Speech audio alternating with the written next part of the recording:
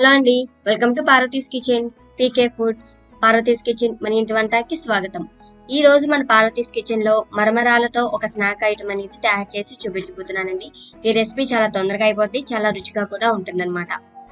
ఈ రెసిపీలోకి వెళ్ళబోయే ముందుగా మన ఛానల్ ని ఎవరైతే ఇంకా సబ్స్క్రైబ్ చేసుకోలేదో, ఎవరైతే ఫస్ట్ టైం చూస్తున్నారో వాళ్ళు సబ్స్క్రైబ్ చేసుకుని సపోర్ట్ చేయండి. మరైతే లేట్ చేయకుండా వీడియోలోకి వెళ్ళిపోతాం. ఈ రెసిపీ తయారు చేసుకోవడానికి ముందుగా నేను ఇక్కడ 1 కప్పు మరమరాలు తీసుకున్నానండి.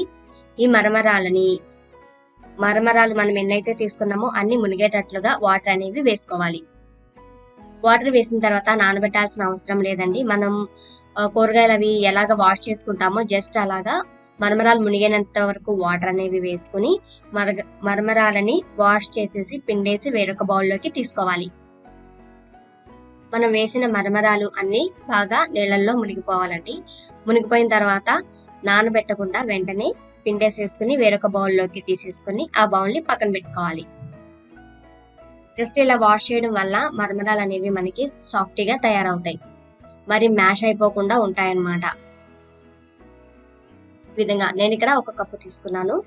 1 కప్ అంటే 50 గ్రాములు ఉంటాయండి క్వాంటిటీగా.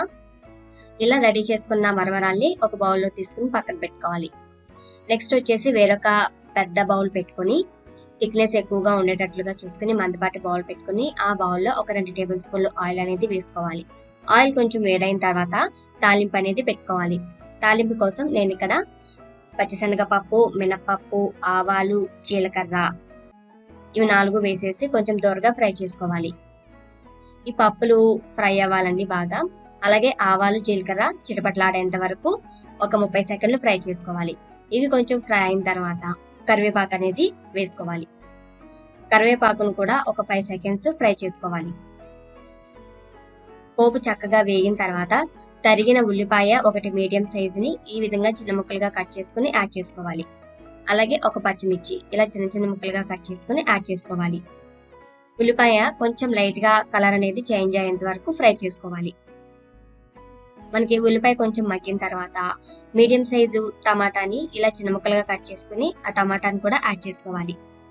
టమాటా యాడ్ చేసినప్పుడే ఒక 1/2 టేబుల్ స్పూన్ పసుపు అనేది యాడ్ చేయాలి. అలాగే 1 టేబుల్ స్పూన్ సాల్ట్ అనేది యాడ్ చేయాలి. టమాటా వేసినప్పుడు సాల్ట్ అనేది వేస్తున్నాం కదండి. సాల్ట్ వేయడం వల్ల మనకి టమాటా అనేది త్వరగా తక్కువ టైంలో చక్కగా స్మూతీగా స్మాష్ అయిపోతుంది అనమాట, త్వరగా మగ్గిపోతుంది. టమాటా ఇలా మగ్గిన తర్వాత మనం రెడీ చేసి పెట్టుకున్న మరమరాలన్నీ ఒకసారి వేసేసేయాలి. ఉప్పు వేయడం వల్ల ఇంత జ్యూసీగా తయారవుతుందండి, అది తక్కువ టైంలో. ఇప్పుడు ఈ గ్రేవీలో మనం రెడీ చేసి పెట్టుకున్న మరమరాలని యాడ్ చేసేయాలి.